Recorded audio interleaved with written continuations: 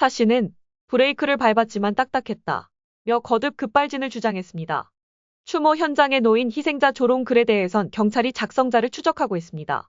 피의자 차 모 씨는 사고 직후 서울대병원으로 이송돼 갈비뼈 골절 등을 치료받고 있습니다.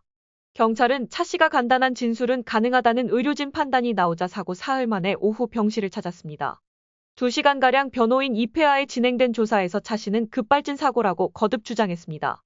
사고 당시 브레이크를 밟았으나 딱딱했다 는 겁니다. 하지만 차 씨 주장은 한 언론과의 인터뷰에서 동승했던 아내가 한 설명과 다소 차이가 납니다.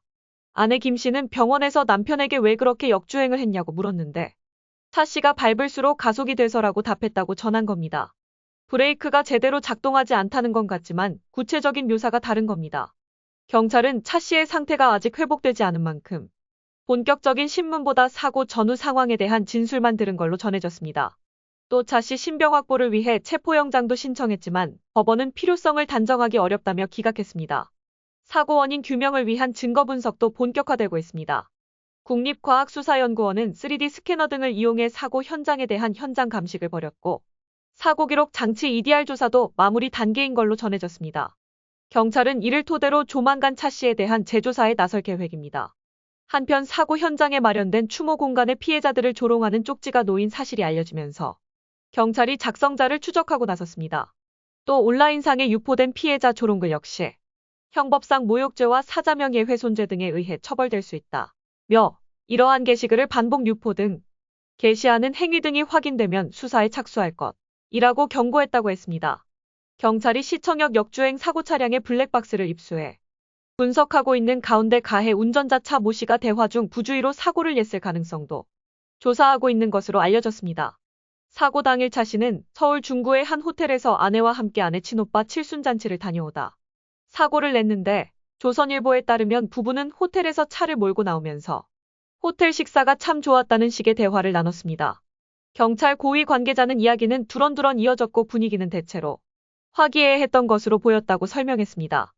그런데 차 씨 부부는 일반 통행로인 세종대로 18길로 잘못 들어선 뒤 상황이 심상찮음을 느낀 듯 대화를 갑자기 중단했고 차 씨가 당황하며 어어 소리를 낸 뒤 충돌 장면이 촬영된 것으로 알려졌습니다. 이때 조수석에 있던 아내 김 모 씨는 아 소리를 지르면서 천천히 가라 왜 이렇게 빨리 가라고 말한 것으로 조사됐다고 조선일보가 보도했습니다. 앞서 서울 남대문경찰서도 브리핑에서 가해 차량이 호텔 주차장을 빠져나오는 구간부터 가속을 시작한 것으로 확인됐다고 밝혔고 블랙박스에는 추돌 직전 같은 짧은 음성과 아내의 비명이 담겼다는 보도도 나왔다 합니다. 아내 김 씨는 사고 원인은 기계 오작동이고 저희도 어쩔 수 없었다. 너무 당황스러워서 소리만 질렀는데 다 녹음됐을 것이라며 부부 싸움 이야기는 말도 안 된다. 저희 부부는 성당에 꾸준히 나가고 착하게 살았다고 말했다 합니다. 가해 차량 운전자 부부가 급발진을 주장하고 있지만 경찰 내부에서는 차 씨가 가속 페달과 브레이크를 착각했을 가능성도 있다고 보고 조사하고 있습니다.